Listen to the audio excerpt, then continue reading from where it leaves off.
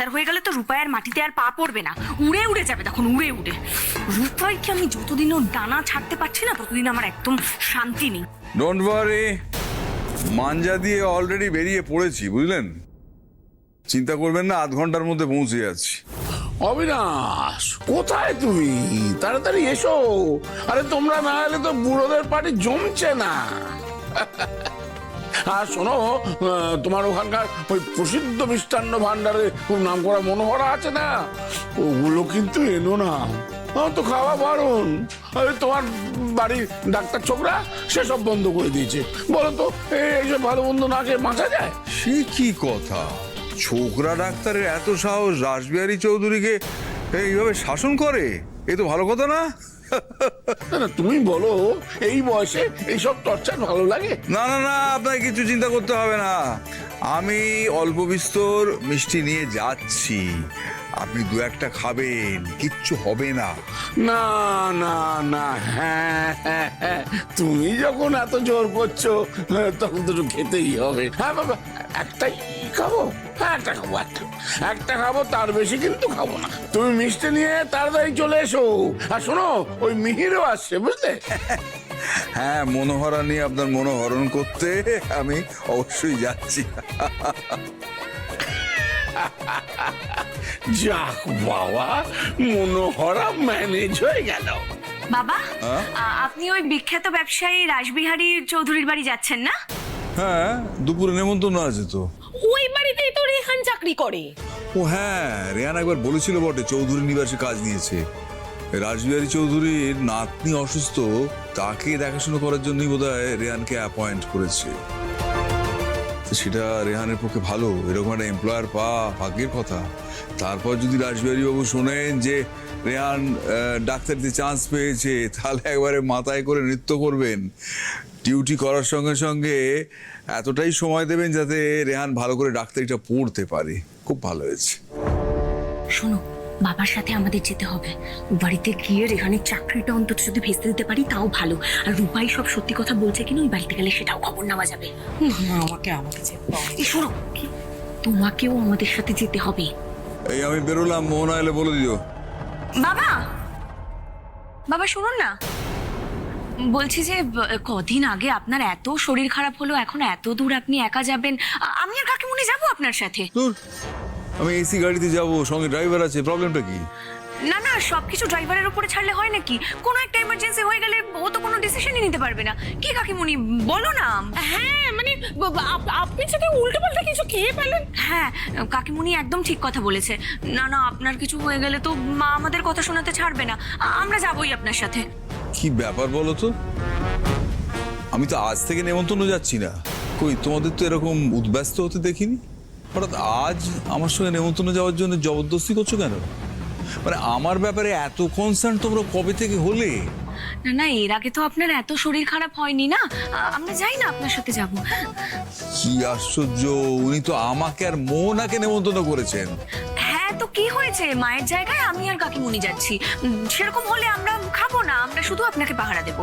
কি শুরু করলে বলো তো তোমরা? না না বাবা, আপনি প্লিজ আর বারণ করবেন না। আপনি কিন্তু আমাদের কাছে ফার্স্ট প্রায়োরিটি। হ্যাঁ, আপনার জন্য সব করতে পারি। আমাদের 10টা মিনিট সময় দিন, আমরা এক্ষুনি রেডি হয়ে আসছি। চলো কাকিমুনি। কি ব্যাপার হলো?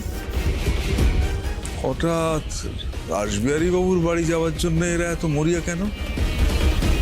আবার রেহানের পেছনে কাটি করার জন্য যাচ্ছে না তো?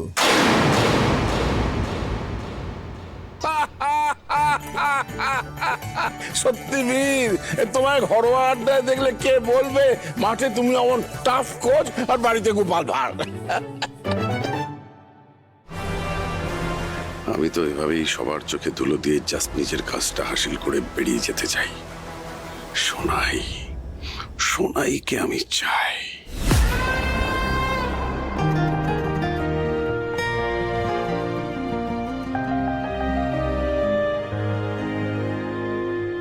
কেলো দাঁড়িয়ে রইলেন কেন?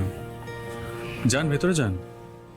আপনি কিন্তু আজকে আমাকে ব্ল্যাকমেল করে নিয়ে এসেছেন, কাজটা একদমই ঠিক করলেন না। যান।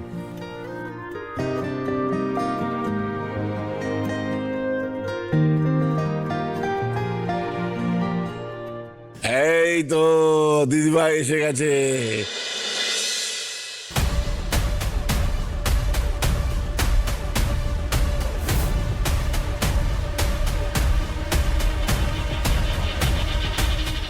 বাবা বাবা কি সুন্দর দেখাচ্ছে তোমাকে। আরে দেবী, কেমন আছো তুমি? সত্যি তোমাকে ভীষণ ভালো লাগছে কিন্তু আজকে খুব সুইট লাগছে, ফ্রেশ লাগছে। I must say you are improving a lot. Please এসো, বসবে আমার পাশে, এসো। এসো এসো এসো, বসো বসো বসো বসো বসো।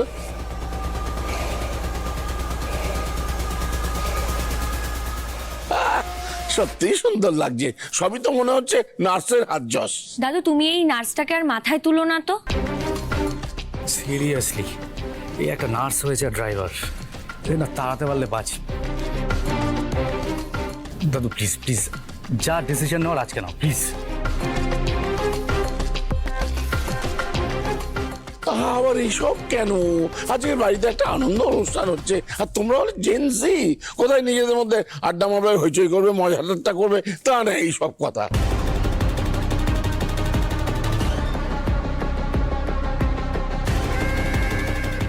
এদিকে আমার খিদে পেয়ে গেছে, একটা বাজতে চললো। অবিনাশটা যে কোথায়?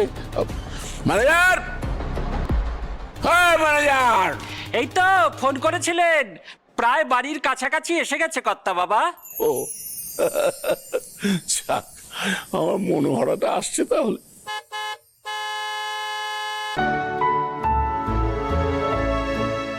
আসুন আসুন বাবু, আপনার জন্য অপেক্ষা করছি, আসুন।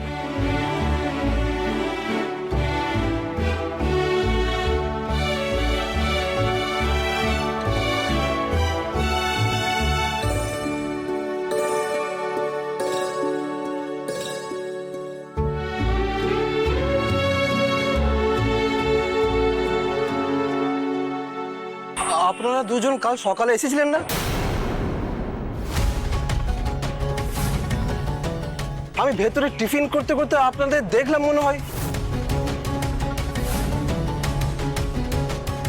তোমরা কাল এই চৌধুরী বাড়িতে কি করতে এসেছিলে? না না, আমরা কেন আসতে যাবো? উনি কাকে দেখতে কাকে দেখেছেন ভুলভাল বলছেন। এই চলো চলো।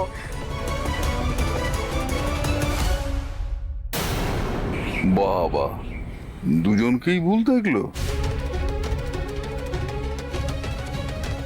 চলো।